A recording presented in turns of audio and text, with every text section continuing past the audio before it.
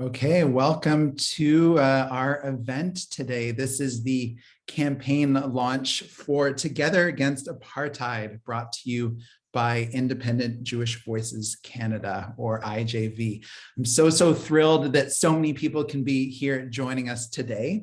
My name is Aaron Lakoff, and I'm the Communications and Media Lead for Independent Jewish Voices Canada. I'm joining you all today from unceded Mohawk territory, or Ganyahaga Mohawk territory, in Jojage, or so-called Montreal.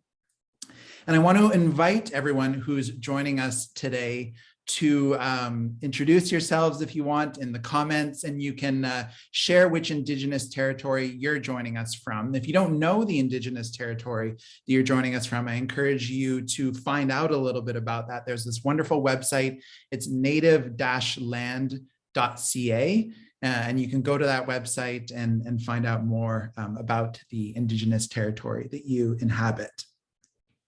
For those of you who are unfamiliar with Independent Jewish Voices Canada, or IJV, we are a national network of Jews who stand in uncompromising solidarity with the Palestinian liberation struggle and Palestinian human rights.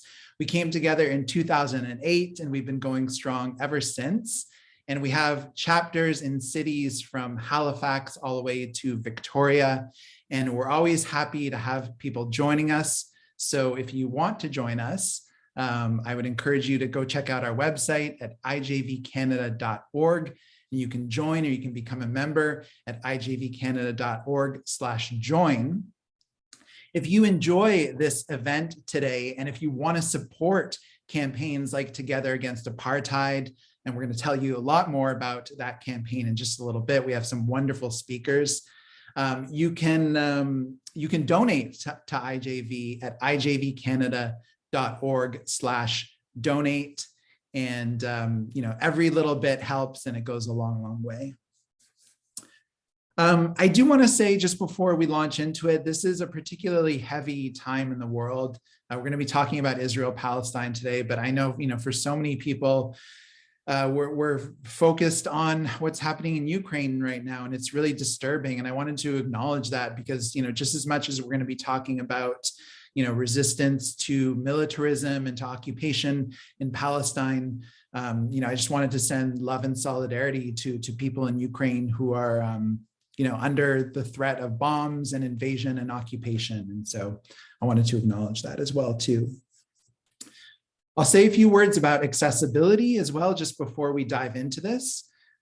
If you want, we've enabled closed captioning for this event. It's automated closed captioning. So if you need closed captioning, you can click the CC button at the bottom of your screen, and that will enable closed captioning for you. Si vous avez besoin d'un service d'interprétation vers le français, ça ne va pas être moi qui va présenter en français, mais on a notre traductrice, notre camarade Blandine avec nous qui va traduire vers le français. Alors, si vous avez besoin de ça, il faut juste cliquer sur Interprétation en bas de votre écran et puis sélectionner la langue désirée. Et voilà, merci beaucoup Blandine pour la traduction vers le français. So in terms of today's event, just to give you a sense of what the rundown is going to be, we're going to be introducing our brand new national campaign today, which is Together Against Apartheid. And we're going to hear from some amazing speakers in just a little bit joining us today. And I'll invite our speakers, if you want, to come on camera for a little bit, just to kind of wave and say hi. So we have joining us normally from Winnipeg, but today from Montreal, we've got Winnipeg Centre MP Leah Gazan. Joining us from Haifa, we have Diana Butu.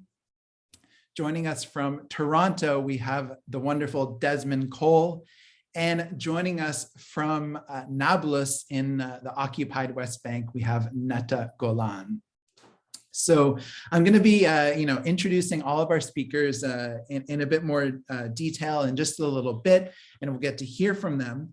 But for now, I want to introduce IJV's National Coordinator, Corey Balsam, who's going to tell us a little bit more about the Together Against Apartheid campaign. So Corey, over to you. Thanks so much, Aaron. It's so great to be here with all of you. So just to say a bit about how this campaign was conceived, we came together around this just after Human Rights Watch published its report on Israeli apartheid back in April of last year, of 2021. Then, as of course Israeli bombs were falling on Gaza in May, we saw that thousands of people from coast to coast to coast were willing, ready, and eager to finally step up on this issue, to come together against apartheid. When Amnesty, the world's largest human rights organization, then published its report on apartheid in Israel just last month, that provided the final push for us really to take this campaign to you. I just want to note that the launch of this campaign has been the product of the hard work and dedication of several IGV members and staff across the country. So I really want to thank everyone who has put so much effort into this so far. If you're inspired by what you hear today, repeating Aaron a bit, and want to get involved in Together Against Apartheid yourself, we of course invite you to join IGV as a member or supporter. Also, if you represent an organization that wants to endorse the campaign or partner with us in any way, there'll be plenty of opportunities to do that. So please let us know. You can email us at info@igvcanada.org for either. And I'll throw that in the chat along with the link to join IGV. So that's it for me for now. Back to you, Aaron. Thanks so much, Corey. So I'm just going to quickly show everyone our website, and we do want people to check out this website. It's togetheragainstapartheid.org. So I'm just going to bring up my screen here. And so this website went live this morning.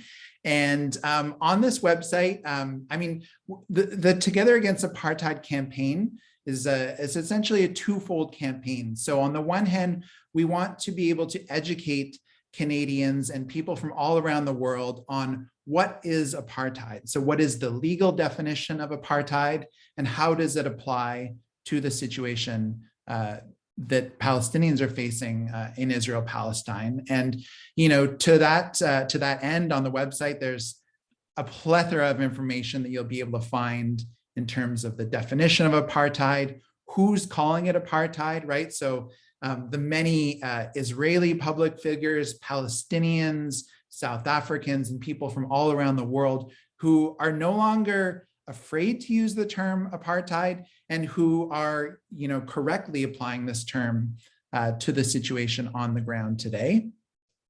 And then the other part of this campaign is, of course, the take action part of the campaign, because we not only want to educate people about apartheid, but we want, of course, to take action to end Israeli apartheid. And so to that extent, what I would invite everyone to do right now is to go onto this website, togetheragainstapartheid.org.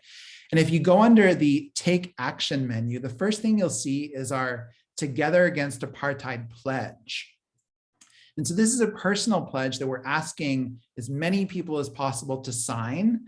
And it's a pledge to commit ourselves to fighting Israeli apartheid, and to educating our friends and our family members and our communities about this. And what we're hoping to do is we're hoping to gather a massive signatures so that we can eventually take this to decision makers to say, this is very important. This is, there's this huge mass of people who are saying no more, and we need our political leaders to take action.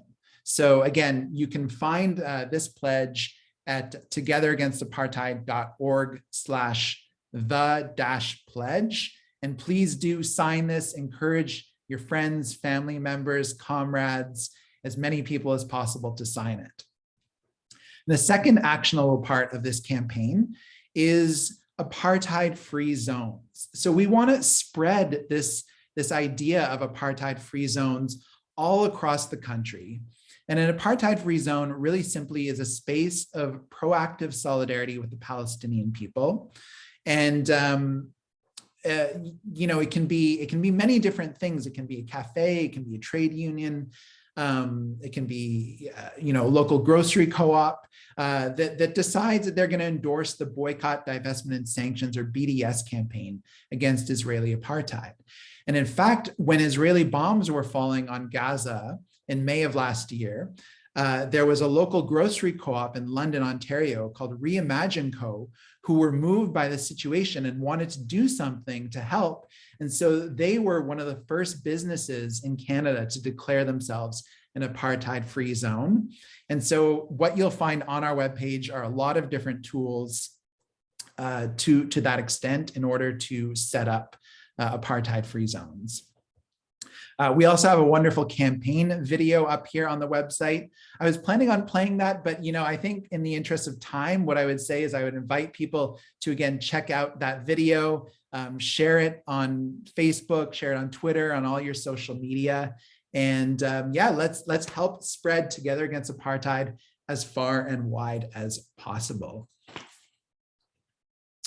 So that was the website. And we're going to get into the speakers now, because I'm sure that's what many people are here for today and what many people came for. So, what I wanted to say about that is that we have speakers joining us from all around the world. And many of us are familiar with the term apartheid from the situation that existed in South Africa from 1948 up until the early 90s. But of course, apartheid is a legal definition. It can apply to many different countries around the world. And just as apartheid has been exported across borders, so too must our solidarity and our movements to bring down apartheid, whether it was in South Africa or whether it's in Israel today. And just before we get into the speakers, I wanted to say something to tie this back to our situation here at home in Canada. I've had the honor and privilege of traveling to Palestine a couple times myself. And the first time I went was in 2005. Actually, on that trip, I was working with the International Solidarity Movement, the ISM. I actually met one of our speakers, Neta Golan, for the first time when I was there in 2005. And I have this image that's really burned into my mind from that trip. I had, again, the honor and privilege to attend one of the first ever demonstrations in the Palestinian village of Bilin, which is in the West Bank. And for years and years and years, the villagers of Bilin, every Friday after their noon prayers, they would go out and they would protest peacefully against Israel's apartheid wall, which was being built on their territory to separate the village from their olive groves. And they would use incredible creativity and beauty in these actions. And so it was amazing for myself to be able to be there and to witness that firsthand. And in one of those demonstrations, I'll never forget this, I was talking to a resident of Bilin who was looking at these Israeli bulldozers in the valley that were about to demolish their olive groves. And he said that when these bulldozers come and uproot the olive trees, it's like they're breaking their bones, breaking the bones of Palestinians living there. And then I came back to Canada that winter. I came back to Montreal in March of 2005. And that month I had a chance to attend, there was a speaking tour of some Indigenous youth from the community of Grassy Narrows, which is in Northern Ontario. And these youth had been engaged in a blockade against logging companies who were coming in to do clear cuts on their territory and to destroy trees on Ojibwe land. And what these youth said is that when clear cuts are happening on their territory, it's like these logging companies are breaking their bones. And they both used that same language, and that really stuck with me. And I think it's important to understand that when we're talking about apartheid, when we're talking about colonial displacement, it is ultimately a struggle for land. And I want to just hold that, because I think that when we're talking about this, especially from Canada, we always have to acknowledge there's so much work to do here at home in terms of decolonizing. And let's just, when we hear our speakers today, let's hold that in our thoughts and think not only about our solidarity that we bring to Palestinians who are resisting apartheid and colonization, but also how we can stand in solidarity with Indigenous people right here on Turtle Island or occupied North America. So with that, we'll jump into the speakers. And essentially each speaker is going to kind of ask or answer this central question of what has the last year taught you about Israeli apartheid and why is it important to come together against apartheid now. And so we're going to hear from the speakers, and then I'll have a little bit of a moderated discussion with each. And our first speaker is Diana Buttu. And Diana is a Palestinian-Canadian lawyer specializing in negotiations, international law, and international human rights law. Earlier in her career, Butu worked on the Israeli-Palestinian negotiations, serving as the only female negotiator during her 5-year tenure. Butu currently lives in Haifa, where she works as a political analyst with the Institute for Middle East Understanding, or IMEU. I'm always so blown away by the amazing work of the IMEU. I regularly listen to the podcast that Diana hosts with them, and so I'm so happy that you're joining us today.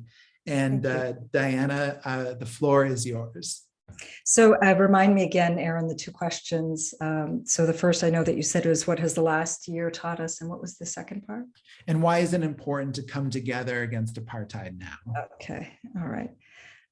So I want to begin by first thanking you for putting this together and for this wonderful panel. I'm really, I'm humbled and amazed. And I also want to thank you for the work that you continue to do over the years since 2008 and going strong and getting stronger. And that is very important.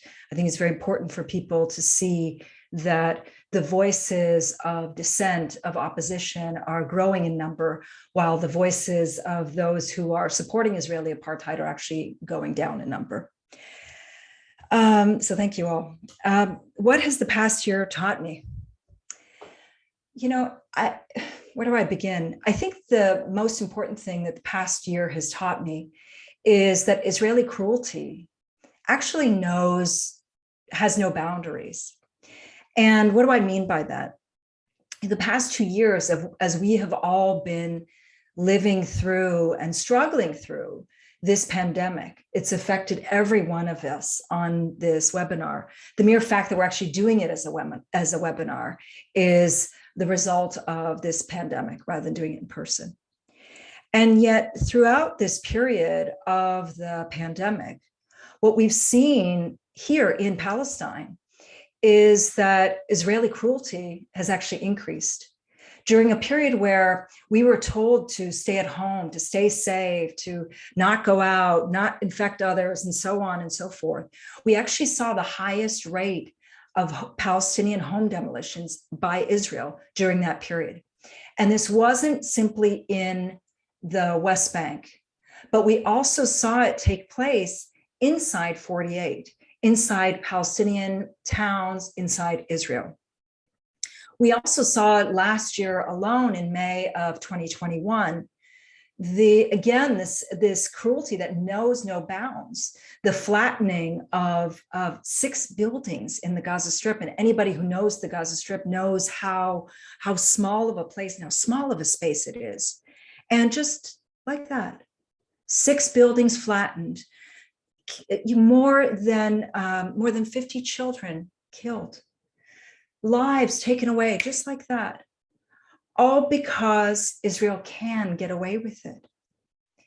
And we also saw that over the course of the past year, that as the world has been turning and focusing on the pandemic, again, the pandemic and the aftermath of it, that again, we've seen the highest rate of settlement construction and expansion since the 1990s. Again, the occupation, settler colonialism, it did not take a pause during the period of the pandemic. It actually went full steam ahead, if not faster. Now, what we also saw during this past year is that what we would say in Arabic, which is sah al-nom, which is, oh, finally, you've woken up and you smelled the coffee, and waking up and smelling the coffee and realizing that this is apartheid. We've seen Balsam come out with a report saying that it's apartheid. We saw Human Rights Watch come out and declare that this is apartheid. And we've also now seen that the largest human rights organization around the world, Amnesty International, has come to the same conclusion. Why do I say sah al-nom? And it's wake up and smell the coffee and it's about time. I say this kind of facetiously, but also with a little bit of a little bit of like oomph, let's say, because Palestinian organizations have been labeling it apartheid for more than 2 decades. The first time that Palestinians came out and declared this apartheid was back during the Durban conference, the Durban Anti-Racism Conference in the year 2001. So the fact that it's taken these human rights organizations 2 decades or 21 years in the case of Amnesty International to come to the same conclusion shows that there has been a massive propaganda campaign that has been gone on for all of this period of time. And I think that we're now at a space where Palestinians should be given the permission to narrate our own truth and to be able to describe exactly what it is that's happening to us without having people try to censor us or cut us off or downplay or change our reality. Our reality is one of settler colonialism. It's an apartheid reality. And we should be caring about this because if there's one thing that South Africa gave us as Palestinians, other than their unbridled support, is that they worked so hard to make sure that this definition of apartheid was not just applicable to South Africa. They worked hard to turn it into an international treaty, into an international convention. And so we, as global citizens, should be really latching onto this and pushing forward and pushing to finally hold Israel accountable. Thank you so much for that, Diana. Just to pick up on, I guess, the definition of apartheid and to kind of get into the mechanics of it a little bit more. I don't like to give too much credence to Hasbara or pro-Israel talking points, but I think it's important that we try to debunk them a little bit because the more that we start to hear about Israeli apartheid, and the more that the world starts to hear about it, the more that pro-Israel organizations, whether they be in Israel or here in Canada, organizations like CIJA or B'nai B'rith, will come out with their apartheid apologetics. And so the one that we hear a lot is, it's as if apartheid was only reduced to the fact that, in South Africa, Black South Africans couldn't vote. And so they kind of reduce it to political disenfranchisement. And then they'll say, well, in Israel today, Palestinian citizens of Israel have the right to vote. And then, they have this whole list. And then Palestinians sit on the Israeli Supreme Court as judges, and they are police officers, and they are commanders in the army. And so therefore, how can you call this apartheid? And, from your vantage point, you're a Palestinian living in Haifa, inside what some call 48 or Israel proper. Can you talk a little bit more about what apartheid looks like from your vantage point and maybe try to debunk that line that we often hear about Israeli apartheid? Yeah, sure. Look, the reason that they try to reduce it to something as simple is because they take us for fools. They take you for a fool. They take me for a fool. They take the people who are on this webinar as being fools. And we're not fools. We know that this is not, that apartheid is not just simply the idea of discrimination. It's actually a system. It's an embedded system that's in place that privileges one group over another. Now, in the case of Israel, yes, I can vote. I'm a Palestinian who has Israeli citizenship. I can vote. But the question is, who can I vote for?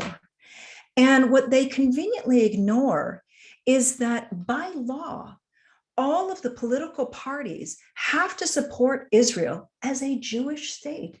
So I will never be able to vote for somebody who doesn't believe that Israel should be the state of its citizens, because that person is not allowed to run in the Knesset. But instead, the only people that you can vote for are people who will forever be president, are people who believe that Israel is a Jewish state, that privilege Jewish citizens over non-Jewish citizens.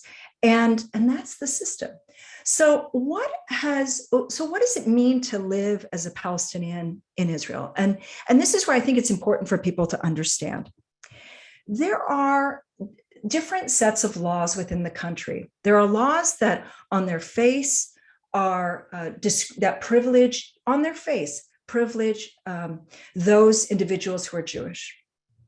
And then there are laws that on its face look neutral, but in their effect, privilege those individuals who are Jewish or discriminate against people who are non-Jewish. Now, I'm going to give you a couple of examples so that people can really understand what it means to live here.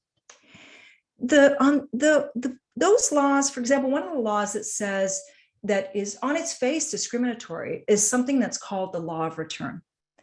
And the law of return has impacted me personally, and I'll explain why.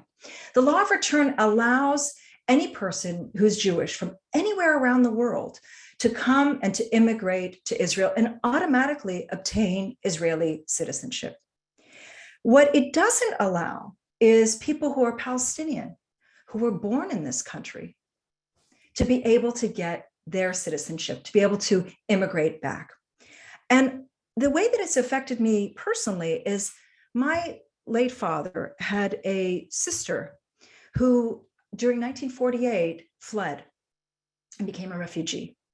Now, his late sister was born in Palestine. She was raised in Palestine. She got married in Palestine. She had her first child in Palestine. And she ended up dying in 2002 in a refugee camp in Jordan, unable to return to Palestine because she's not Jewish. Even though she was born here, raised here, got married here, had her first child here, she was not allowed to return. But anybody who's Jewish from anywhere around the world, including Canada, can immediately get citizenship. That's apartheid. That is apartheid. Now, a way in which it's on its face, where it looks neutral, but in its practice is not neutral, is there's a law in the books here that's called the Admissions Committee Law. Now, if that doesn't trigger you in some way, just the title, I'll say something and it should set off some sort of alarm bells.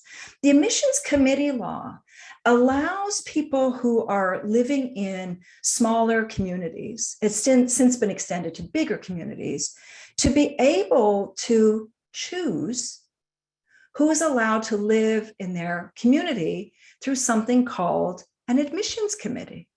Now, that admissions committee can decide that they don't like you because, guess what? Because you're Palestinian.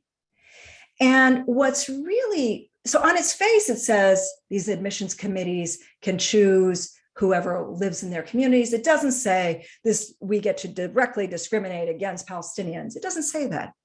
But in its practice, it's only been used against Palestinians in Israel. And when this law was challenged before the Israeli Supreme Court ruled in favor of the state. So again, if that's not apartheid, I don't know what is. Now, there's tons of other laws. There's actually 60 laws that fall within these two categories. I'm not going to go into all of them.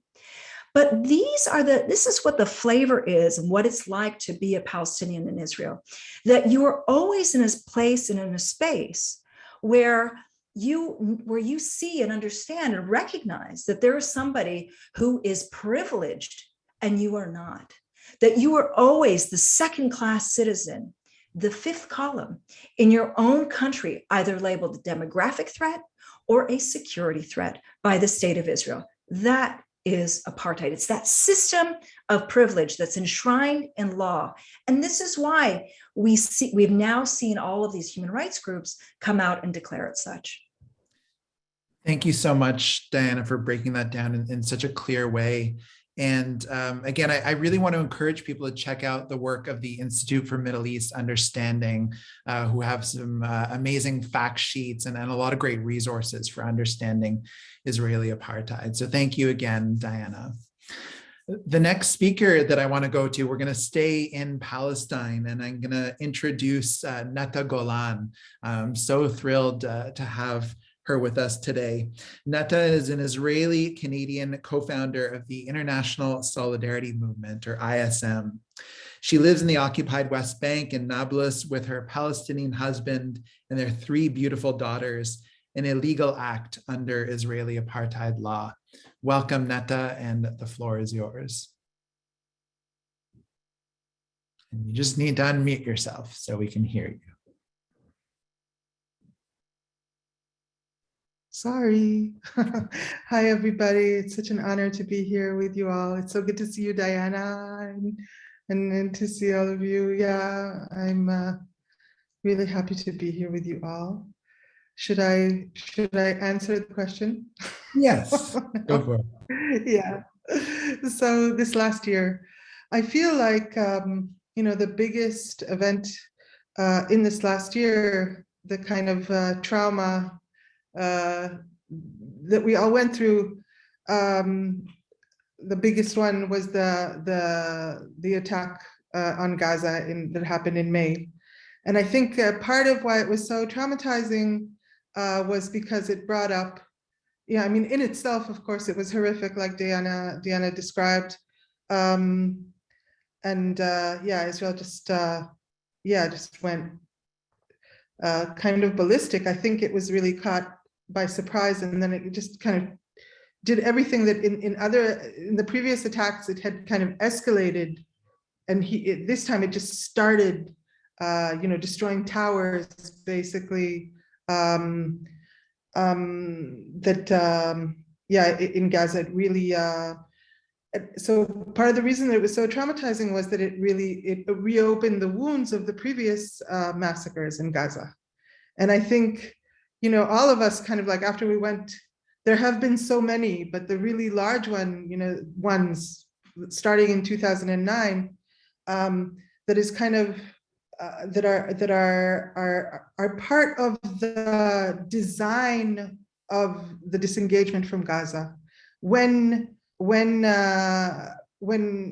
Ariel Sharon decided to lead this maneuver of disengaging from Gaza, part of the plan, as one of his advisors had said in an article in Haaretz, that like every once in a while they would have to kill and kill and kill. They knew that they would create a concentration camp basically, and that there would be people trying to get out at the borders. And some Israeli general, they call it like mowing the grass in Gaza. So every few years, people of course resist, as we all would and should in such a situation of having,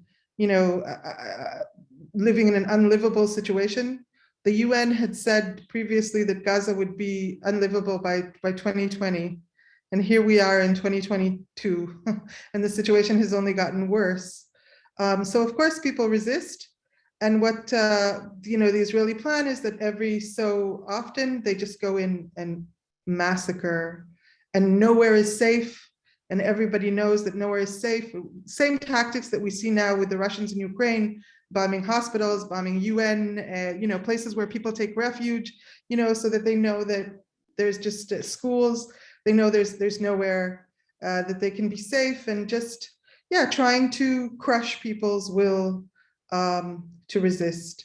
And they know that it's only temporary and that every few years they would do it again. And I think I was one of the people that had some hope, because the ICC, had started its case, its investigation against war crimes in Palestine.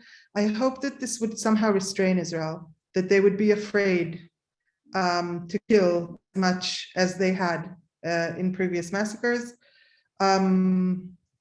Unfortunately, I was wrong. I think, it restrains them in some ways, especially in, trying to make things look a certain way, but anyway, they killed as many children as they usually do.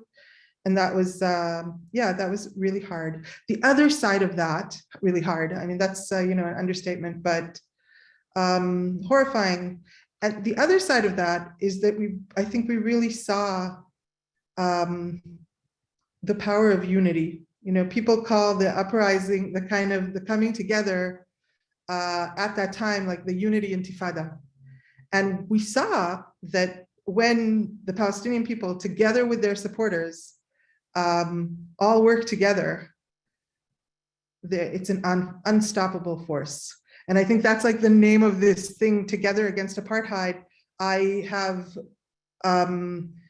faith and experience that has shown us that when we manage to work together, which is the hardest thing ever, working together, no easy task, working with other people, humans are hard, but when we can do it together, when things are coming from Jews, like independent Jewish voices, and Palestinians, some anti-apartheid Israelis, on the Palestinians in 48, Palestinians in the West Bank, Palestinians from Gaza, it's like the Zapatistas, they say, the people united will never be defeated. And it's 100% true. And that's what we need to work for. Yeah, that's what we need to work towards. And that's what I think we're here to do. And that, I always believed in this, and that's why the International Solidarity Movement and the work that I've always done is joining forces.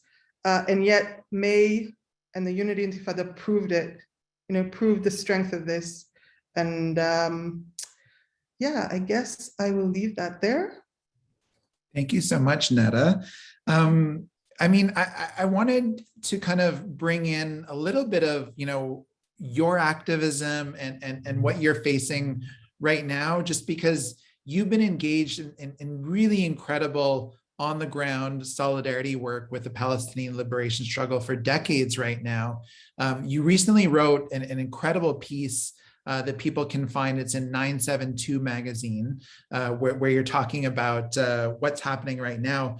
But essentially, you were arrested in January of 2020 for protesting the siege on Gaza, and you're currently refusing to stand trial in solidarity with Palestinian administrative detainees.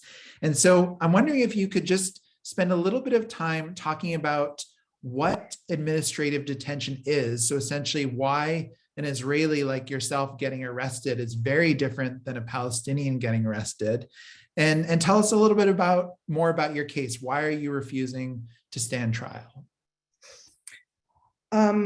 So the administrative detention, and actually Diana could speak better than me about this, but administrative detention is it's a practice that's left over from the British mandate here in Palestine, and it's supposed to be a practice where if you see that someone is a risk, someone is going to do, it's supposed to be a preventative practice. So you can hold that person to, in order for them not to, in order for them not to do something. And it's only something that's, of course, in mandate times, in occupation, or in state of emergency. It's not something, obviously, it's not a democratic, it's completely anti-democratic thing. And of course, Israel internally in 48 has been in a state of emergency since its inception. It every year renews. The first thing the new Knesset or the Knesset will do is renew the state of emergency so that it can continue to use, these kind of measures. But the thing is that so technically administrative detention under international law can be used in very extreme and limited situations. Now, what happens in the occupied territories in the West Bank right now, especially, is that administrative detention is, like here, it's like you would imagine any dictatorship, totalitarian regime. Like, of course, the regime here, the ones in control, are completely, in order to maintain and control, have to have everyone in a state of terror, like they have to, everyone has to feel the breath of, here it's the Shabak, the Israeli Secret Service, on our neck, and know that at any moment we can be taken for no reason. Now, of course, in my case, that's not true because I'm an Israeli citizen. Some Israeli citizens are put in administrative detention, usually extreme right-wing settlers, when they, sometimes when they decide to stop them, as sometimes they know they're going to commit crimes and they don't stop them. Sometimes they are put in administrative detention, of course, for very short periods of time, in better conditions. But for Palestinians, and very few, very, very few, for Palestinians, this is like a mass. It can happen to anyone. And like I said before, it's important for them to show that it could be anyone. So for example, right now you have a child like Amal Nakhle. Actually, he's no longer a child because unfortunately he had both his 17th and his 18th birthday in prison, in administrative detention. A child sick with autoimmune immune disease. You have an 80-year-old activist, poet. You have a lawyer, Salah Hamouri, who's working for a human rights organization, and they need us to know that no one is safe, and especially actually, anyone for any reason. And when in administrative detention, they don't have to give any reason. It's based on secret evidence that says supposedly that you're going to do something and you don't know what it is, your lawyer doesn't know what it is. And often they just use it, it's just, so for example, in the case of Amal Nakhle, the child, he was accused of throwing stones. There was no evidence. The judge decided to release him. So then they said, okay, we're putting him in administrative detention. And so on the 1st of January, there's now 490 Palestinian administrative detainees, and they all announced that they were going to go on strike and by boycotting their court cases, which means that basically, their only chance, like their lawyer really can't defend them. But in these cases, and these cases are never like, the person says, okay, we're going to release them, but sometimes they can shorten them. But so they're giving up this chance to shorten their sentences. And the sentence is actually, it's like you get sentenced for a few months, and when those few months end, they either release you or renew it. So you never know for what you're in or for how long you're going to be in. So they're boycotting. And I have a court case coming up about activism, and I am joining their boycott.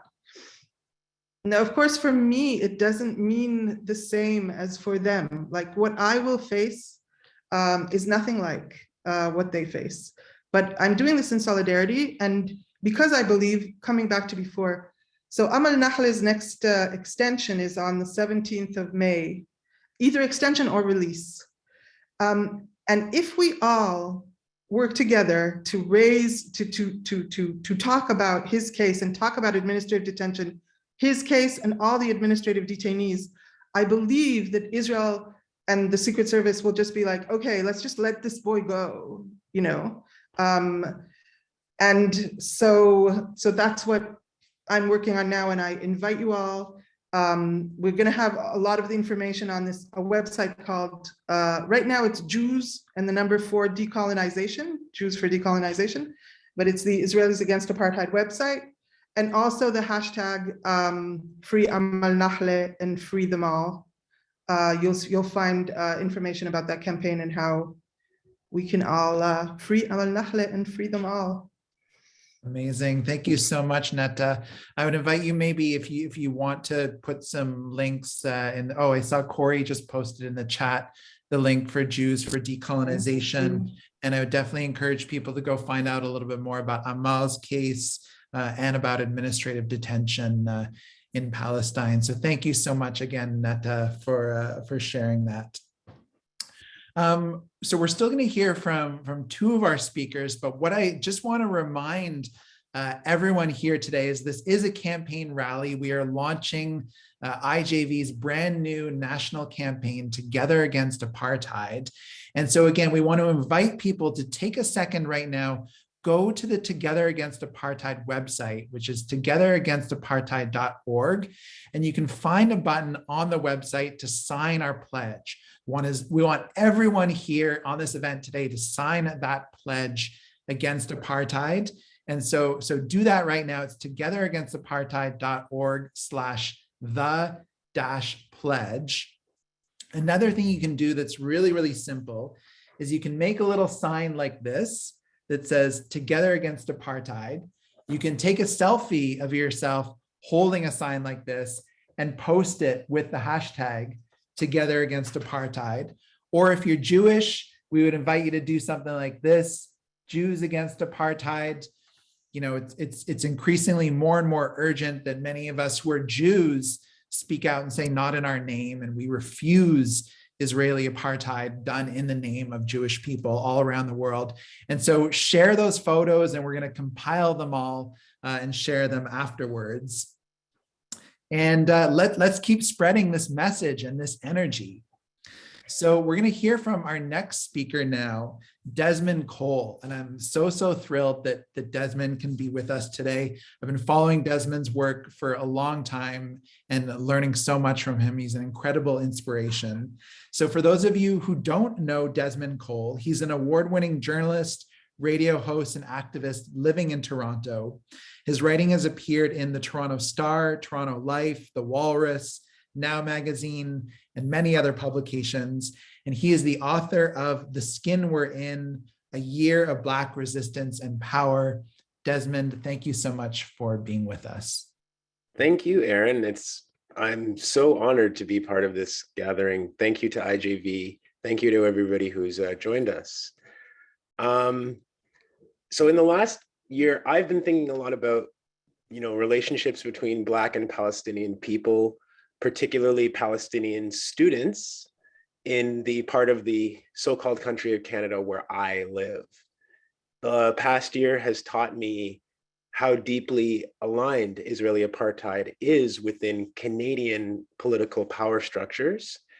And it's also taught me how powerful I believe that it is that Black and Palestinian people who are being targeted by these power structures are continually finding and educating and supporting one another. I'm speaking to you from Treaty 13, called Takaranto or Toronto, which is the traditional territory, among other nations, of the Haudenosaunee, the Anishinaabe, the Huron-Wendat, and currently the Mississaugas of the Credit First Nation. And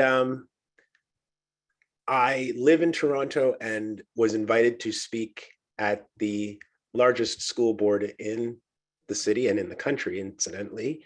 The Toronto District School Board invited me to do a talk in September of last year. And I did a talk that I called School as Surveillance, the TDSB as a system of control rather than education. The majority of that talk was focused on the way that our largest school board in this country discriminates against Black students and their families and Black educators and the wider Black community. But I took some time during that presentation to talk about the silencing also of pro-Palestinian sentiment at the Toronto District School Board, and about the broader silencing of Palestinians within the board. And I chose to talk about that, not because I think that Black and Palestinian struggles, such that they are distinct, are, to be directly compared to one another, but more because, number one, I think that the racism and Islamophobia that Palestinian students and educators and families face within this Toronto District School Board is abhorrent. And I think it prevents us all from being free.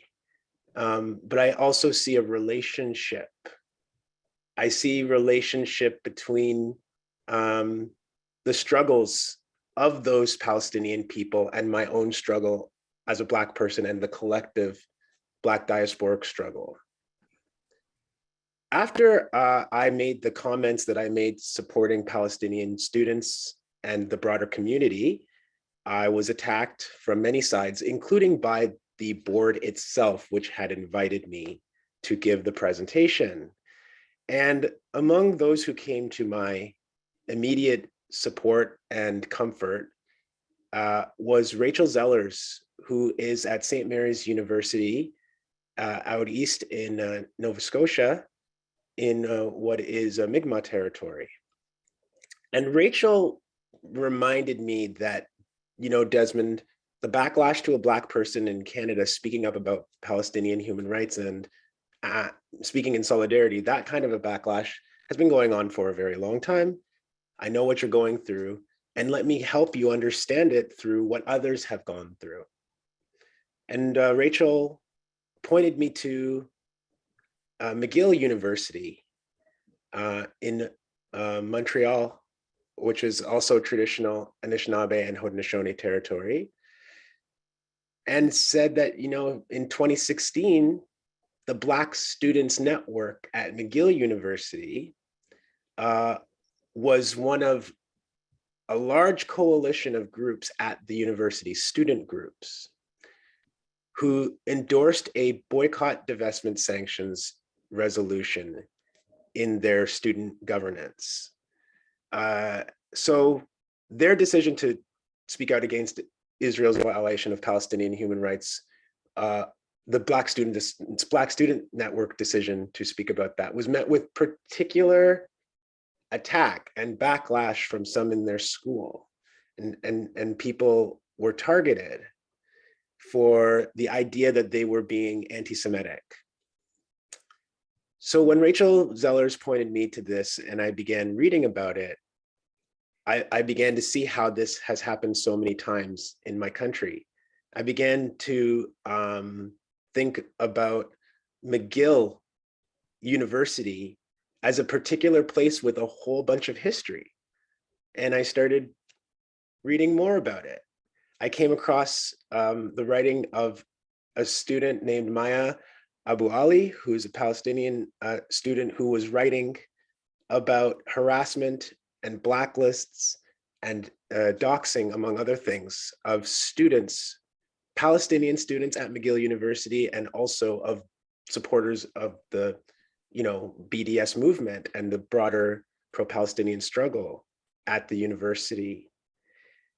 And she writes about also, Abu Ali writes about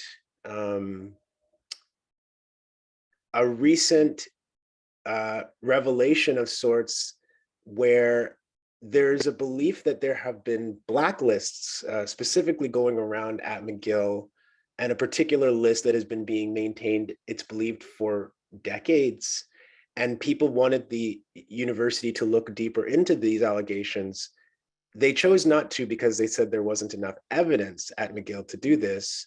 But that made me think about the other kinds of lists and databases that we know our institutions are keeping in this country, including local police databases of Black and Muslim and Arab people, and surveillance of those same communities on things like no-fly lists and other surveillance tools that are justified through the racist lens of terrorist surveillance and terrorism in the post-9/11 era.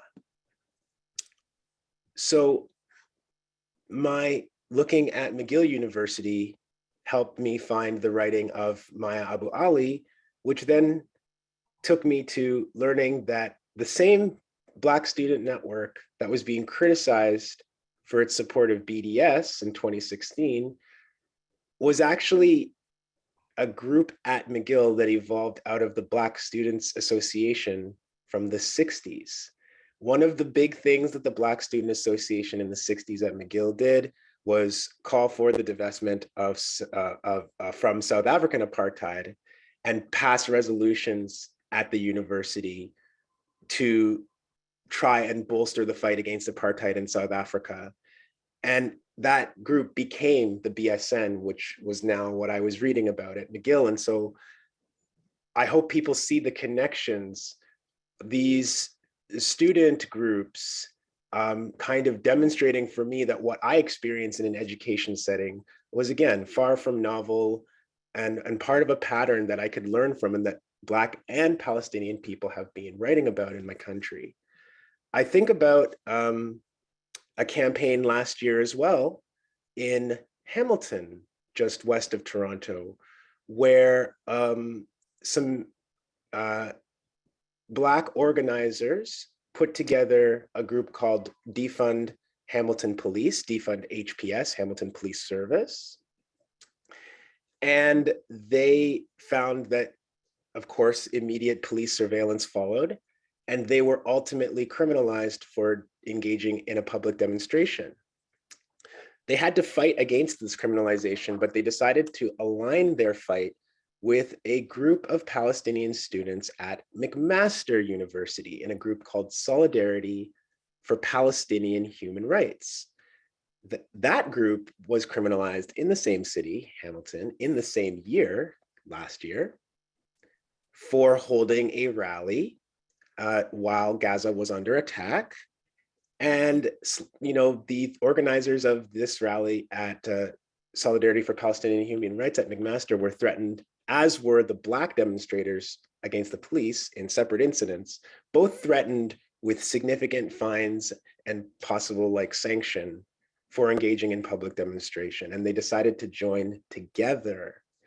And so again, these are mainly students and young people, Roa Mohammed, Gashi Isa, Sarah Jama in Hamilton, who are fighting a political struggle against local policing and trying to support unhoused people in Hamilton. And they're aligning their struggle with a Palestinian solidarity group who saw what was happening as the entire world did last year and wanted to have their way here of speaking and organizing, and were criminalized for that. And so a young sorry, Desmond, sorry to interrupt. I just want to jump in really quick. I actually want to come back to you, but I just realized our next speaker has to leave very soon. So if it's all right with you, maybe if we can just pause and then I'll come back to you.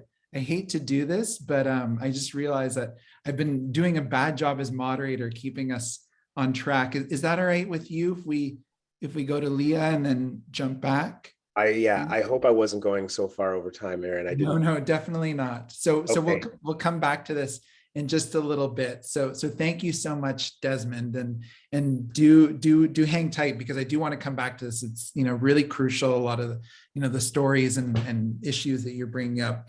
But I want to introduce our last speaker for today, who's traveling, and I'm so honored that she's able to be here and take some time. Leah Gazan, who is the MP for Winnipeg Centre, normally in Winnipeg, although as a Habs fan myself, it warms my heart that she's traveled here to Montreal to catch a Habs game.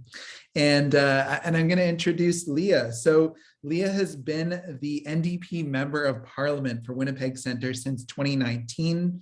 She's currently the NDP critic for children, families, and social development, as well as the critic for women, gender equality, and the deputy critic for housing. Leah Gazan is a member of the Wood Mountain Lakota Nation, located in Saskatchewan Treaty 4 territory. Prior to being elected to Parliament, Gazan was also a prominent leader during Idle No More, articulating the movement to the Winnipeg public. Gazan also founded the We Care campaign, aimed at building public will to end violence against Indigenous women and girls. Leah, thank you so much for being with us today, and I'll hand it over to you. Yes, thank you so much. And thank you to you, Aaron. You just feel very honored today to be on a panel today with Desmond and Diana and Neta, talking about this very critical issue. I join you today on unceded Gayenga territory. Was here for meetings yesterday and caught a Habs game last night. So it's good to be here today, but it does mean that I have to travel back shortly. So thank you for your grace, Desmond, to let me speak. I just want to start out by thanking IJV for your principled stand and steadfast commitment to Palestinian human rights. The work that you're doing in solidarity and action, building a movement that brings Jews, Palestinians, and others together in support of peace, justice, and human rights is critical work. And it's difficult work. And it sometimes is penalized work, as I've experienced in positions I've taken around human rights matters, including the human rights of Palestinians. And I want to commend you on this campaign particularly. I think it's critical now in light of particularly the reports coming out. It's critical to educate the public and to galvanize action. You know, we're not going to change things without a movement. We know that. It's, I think, more than ever with the kind of human rights violations that we are witnessing globally, including in Palestine, more than ever, we need to galvanize action in support of human rights for all peoples without qualification, including the peoples of Palestine.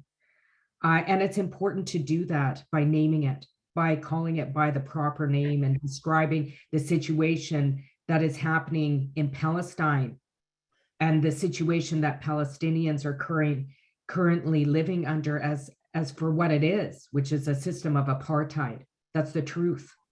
And this is not, anything but stating facts that are informed by international law, not emotion. And I think I'm very pleased that we're now at a time where we're actually naming it for what it is. It's apartheid. And this was noted, as we know, by Amnesty International, Human Rights Watch, Balsam, and they have provided very clear evidence, and have all come to the same conclusion that what is happening in Palestine is in fact, and against Palestinians is in fact apartheid, and that Israel is committing the crime of apartheid.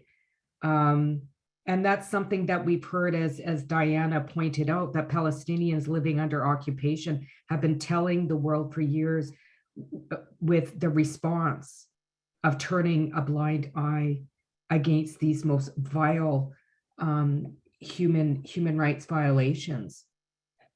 And we're all too familiar with the daily indignities that we watch silently in Canada against Palestinians, the killing of civilian protesters, checkpoints that limit free movement, the use of administrative detention, and the ongoing expansion of illegal settlements. It's abhorrent. It's abhorrent that the displacement of Palestinians from their land is particularly significant. And as an Indigenous person, I feel a deep connection to lands, because I know that land is central to people's culture, language, collective identity. And when you take away people's land, you take away their culture, you take away their history, you take away their power, you take away their place.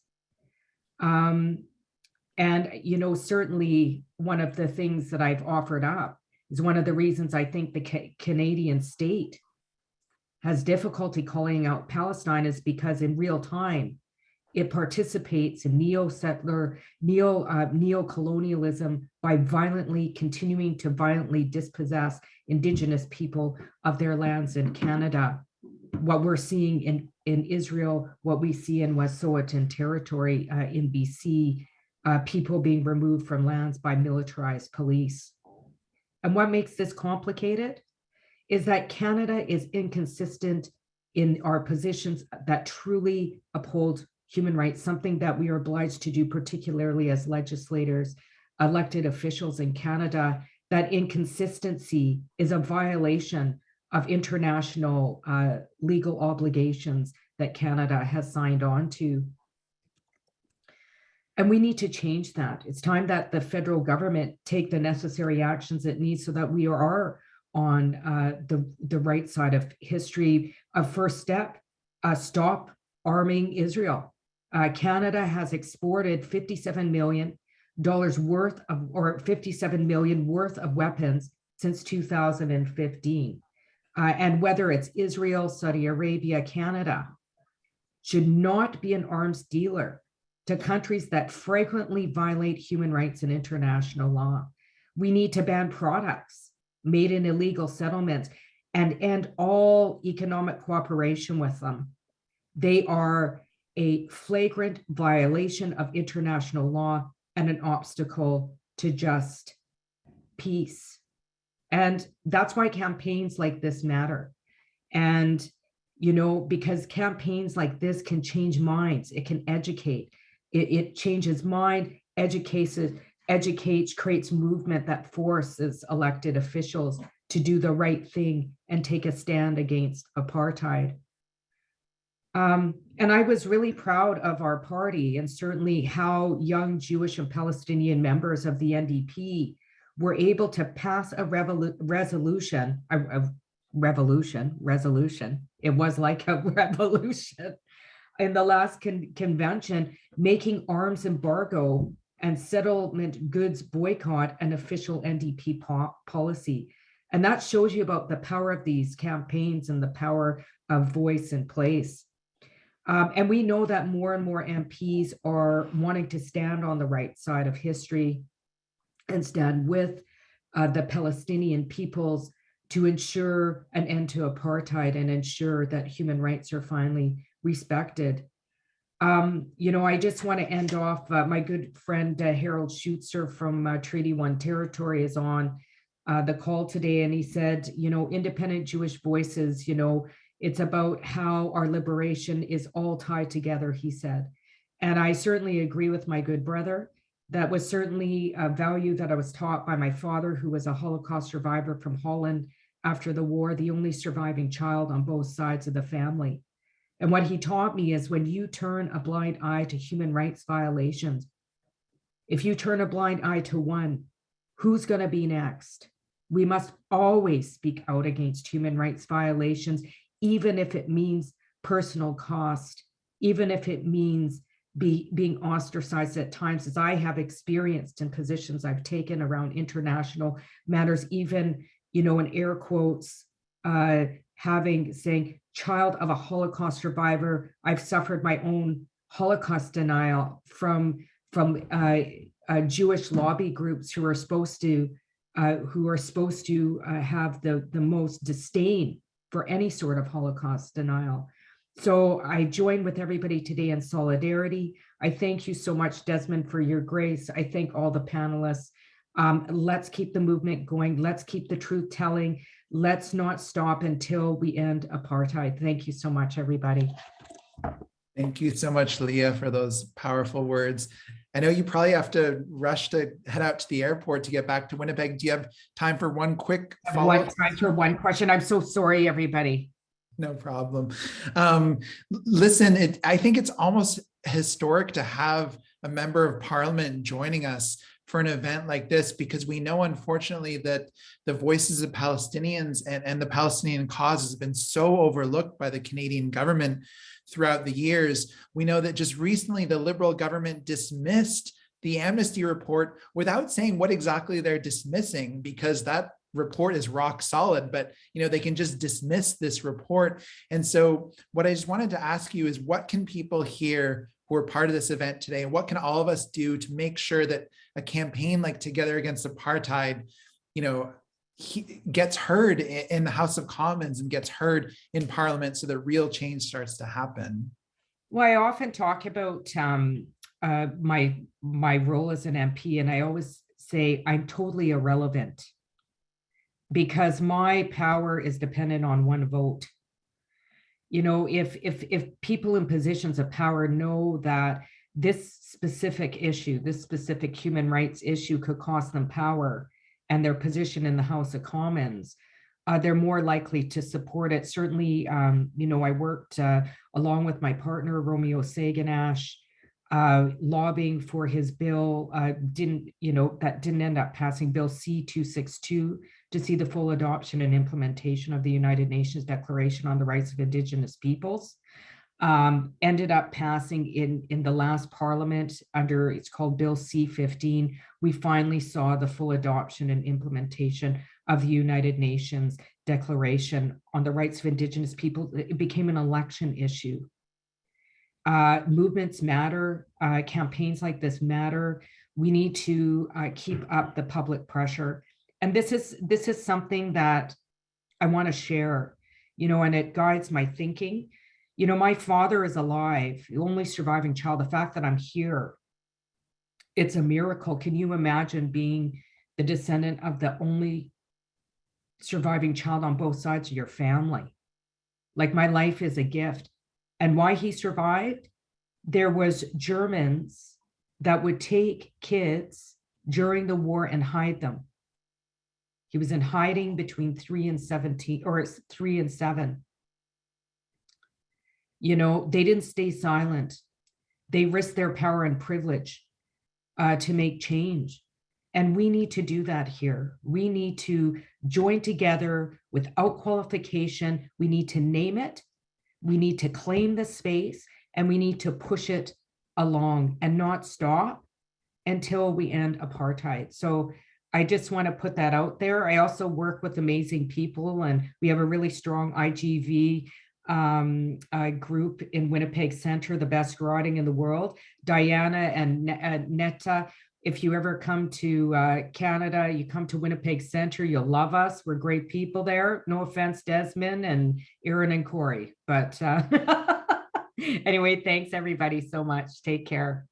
Thank you so much, Leah, again, for your powerful words, and have a safe trip back to Winnipeg. And I do agree, Winnipeg is a wonderful city. I want to go back to Desmond because I kind of rudely cut you off just so we could squeeze Leah in there, and I apologize for that. But Desmond, you were sharing some incredible stuff, so I want to just go right back to where we left off with you. Thank you, and thanks very much to Leah for being here. Yeah, I had just been mentioning young organizers in Hamilton, Ontario,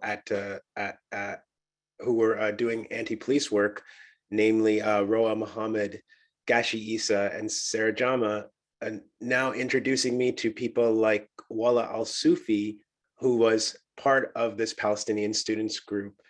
And it's like both of these groups of students and young people organizing in Hamilton, criminalized in different places at different times, both under the guise, by the way, of COVID-19 regulations. But obviously both of them joined together because they said, you're not doing this to us because of COVID-19. You're doing it because you don't want the expressions of Black power against policing to be part of the public conversation. So you're using the law to silence it. You don't want Palestinian expressions of solidarity around the world to be visible here. So you're using COVID regulations to silence it. So those two groups found each other and educated myself and so many other people about the specific kind of targeting that they were facing, and doing it in alignment with these two causes. Really all I wanted to say after that was that that's kind of what this is about for me. It's been about seeing how Black and Palestinian people, especially as I was saying, students and people in educational settings, are finding each other because they have to, are finding each other because, you know, for example, when Diana talks about neutrality as being this tool, laws that are neutral on their face, Black people understand very well in the modern era how the explicit racisms of the past legislation has now just been replaced by seemingly neutral forms of legislation that still find us as Black people and harm us every time. So I think that this is part of why our communities keep finding each other, and students are so much at the forefront of taking risks on our campuses to advance these liberation struggles. So the last thing I want to say is simply that when the Toronto District School Board tried to kind of retell what happened when I went to speak with them. By the way, I spoke at 4 different sessions and I said the exact same thing 4 times, but then the board acted afterwards as though my words were shocking and surprising to them when they let me repeat them on 4 different occasions. But nevertheless, they wrote an internal memo to the thousands of staffers at the Toronto District School Board, apologizing essentially for my appearance and for the upsetting and unexpected words of solidarity for Palestinians that I had expressed. But they also took aim at a comment that I made about students having to stand in the morning for the national anthem, which I had to do when I was a child growing up in this country. You know, that is a white settler national anthem that describes our home and native land in an attempt to erase millennia of Indigenous presence and relation with that land. And so the last year in closing for me has been a reminder that this struggle is a struggle against settler colonialism at home, as you said before, Aaron, as well as around the world. And that's why I'm just so completely honored to be part of this today. So thank you very much.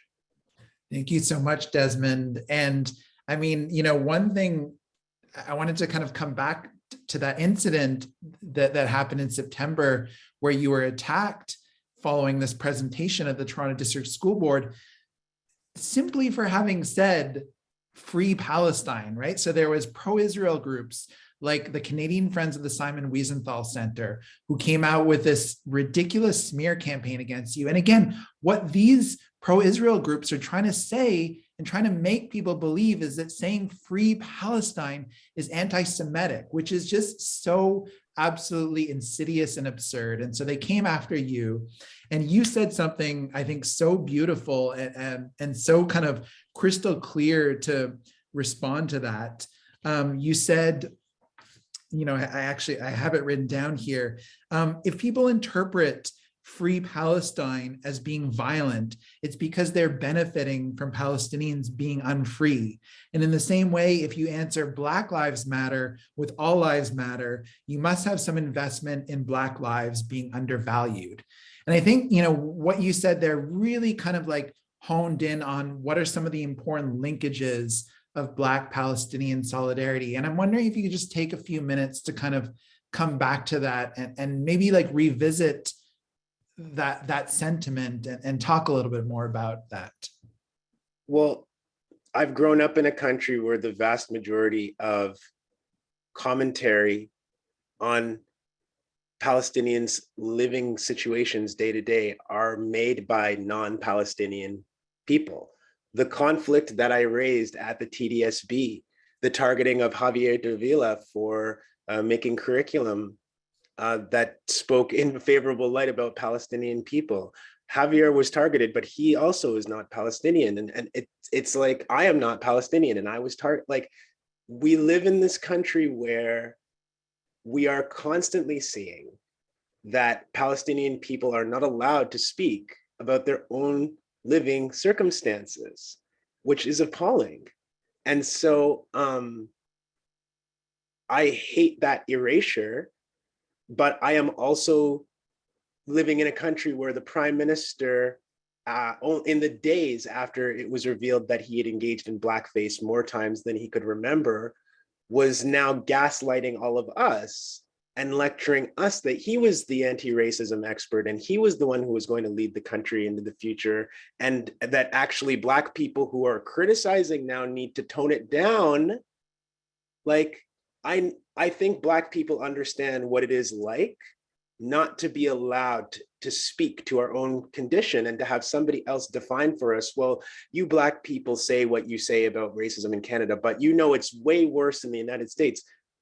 Who are you to tell us these things?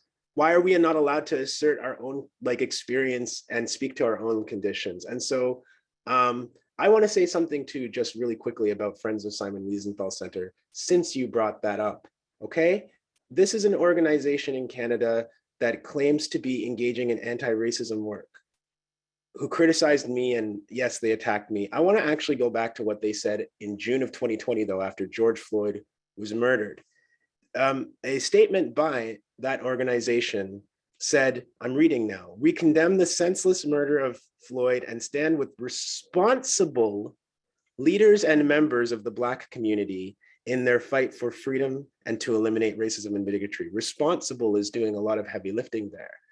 And the statement says, "We denounce individuals and groups who have hijacked peaceful protests with violent riots, looting businesses, and attacks on the Jewish community in cities across the US, and support Black community leaders and members who spread their message through constructive dialogue and actions." Constructive, doing a lot of heavy lifting. The statement goes on to recommend how do we do these things that they say that they advocate for. Well, you know, they urge government leaders and law enforcement who are killing us to invest time and resources into diversity training and education. A group that responds to the police killing Black people by advocating more training of the police is not doing anti-racism work and is not going to lecture me or any Black person about our role in the anti-racism struggle. Thank you very much. Thank you so much for that, Desmond. I think so much of what you're drawing out is so crucial, that we learn from different anti-racist struggles, that we recognize not only the differences that you said before, but also the similarities as we come together against apartheid. So, we're running out of time here today, but everything that's been said here today has moved me so much. I really want to thank profoundly all of our speakers for being with us today. Just before we leave you, maybe I'll invite each of the speakers who are here, if you want to just share with us, if people want to stay in touch or follow your work to learn more about what you're doing. Diana, let's maybe come back to you. What's the best way if people want to find out about work that you're doing? Thank you. Before any of that, I really want to thank you, Desmond. You spoke a truth that we never get to hear, and the fact that you are talking about uplifting voices of people who never get heard is just so important. And Neta, you know how much I love you, and thank you for everything that you continue to do. I'm not sure if everybody knows just how amazing Neta is and how brave she is.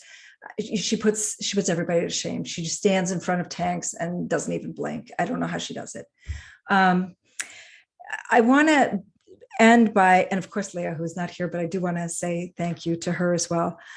In order to find the work that I'm doing, I'm not so active on social media. I find it to be a little bit of a cesspool, and I just don't have time for negative energy. Where you can find the work that I do is I host a podcast called This is Palestine. The episode comes out almost every week. I am on social media, on Twitter and Instagram. I'm not very active on either of those, but I am active on email. I do respond, and you can always reach me by email. But most importantly, I think just keeping your eyes on what's going on in Palestine. It's not just me. There's so many people who are doing so much great work. And I really do believe that together we can make sure that there is some change. The Canadian government, first, we've had such a hard time getting any coverage of these apartheid reports in any of the major newspapers in Canada. And the Canadian government has been loath to sign on to any measures, any BDS measures, or loath to sign on to any criticism of Israel. They remain Israel's number 2 enabler after the United States. Great. And yeah, I couldn't recommend Diana's podcast anymore. This is Palestine from the Institute for Middle East Understanding. Love it. Do check it out. Again, thank you so much, Diana. Neta, if people want to find out a little bit more about, the ongoing case or the work you're doing, what's the best way to do that? So I'll also just say my thank yous. Please. To Desmond and Diana and Leah who left, and shout out to my friend Haider who's watching us from Gaza.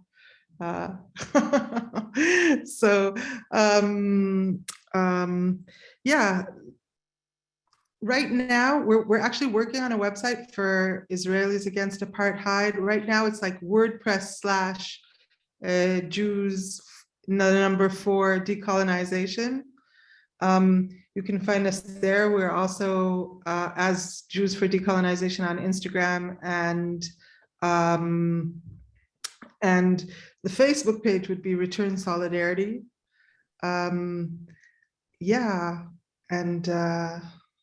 Thank you all. Wonderful. It was an honor to spend this evening with you. And about standing in front of tanks and not blinking, it doesn't always help, but white privilege, it doesn't always save you, but it definitely, has a lot to do with it. Yeah. Thank you again so much, Neta, for joining with us. And Desmond, if people want to find out a little bit more about your work, your writing, where can people find that? Yeah, just thank you so much to Diana and Neta and to Leah. It's been really, really humbling and enjoyable to be part of this conversation. I am right now going to post in the chat. I will post the link to the piece that I wrote after my experience at the Toronto District School Board, because rather than going into another one of these spirals where we decenter Palestinian voices, I did a lot of reporting on the history of racism against Palestinian folks at the Toronto District School Board. That's the link that I've just posted. I encourage everybody to read that. And if you do find yourself frequenting the cesspool that is Twitter, you can find me there. I stay there. Sometimes I just watch and I don't say anything, but I am there. And hopefully some more kind of regular independent journalism is going to spring forth from my brain and into the world sometime soon. But when that happens, you'll know about it on Twitter probably. Wonderful. Thanks so much, Desmond. So What's his Twitter handle? And I'll put that in the chat right now. Sorry. And thank you, Aaron. We thanked each other so much, but thank you, and thank Corey, and thank Independent Jewish Voices for inviting us and making this happen. Indeed, yes. Well, thank you all again. Just while we're still here, again, I want to remind people this is a campaign launch and rally, and we do want people to sign our pledge. I just checked and 100 people have signed so far, which is awesome because we just launched the pledge today. But that means that not everyone on this event has signed it. So again, go to our website, togetheragainstapartheid.org, sign the pledge, share it on your social media. Again, take a selfie with, Together Against Apartheid or Jews Against Apartheid. If you're Jewish, post it, share it with those hashtags. We want to see these masses of people who are coming together against apartheid. If you want to support this campaign and if you're able to donate, donations always help. You can donate to Independent Jewish Voices at ijvcanada.org/donate. And I just want to say a few quick thank yous before we go, because these grassroots campaigns are so inspiring, and they take so much work from volunteers. I want to thank all of the IJV members who have been a part of this to bring Together Against Apartheid to life. I want to thank IJV's membership coordinator, Tamara Filyevich, who's just been doing an amazing job mobilizing IJVers across the country. I want to thank Melis Kagan from Kumbit, who built our website, Alessandra Hechanova, who made our campaign video. Again, it takes so many people to build a movement, and it's impossible to acknowledge all of these people. But we hope to see you all soon in the streets, in more events. If you want to check out another event that IJV is doing, Israeli Apartheid Week is starting tomorrow. And we're going to be doing an event on March 23rd at 1:30 p.m. Eastern time. It's a workshop on BDS, that's Boycott, Divestment, and Sanctions Organizing. So just go to our website, ijvcanada.org, and you can find the info for that there. Thank you again to all of our speakers and to everyone for attending this event today. And we will see you all very soon. Much love. Thank you. Thank you.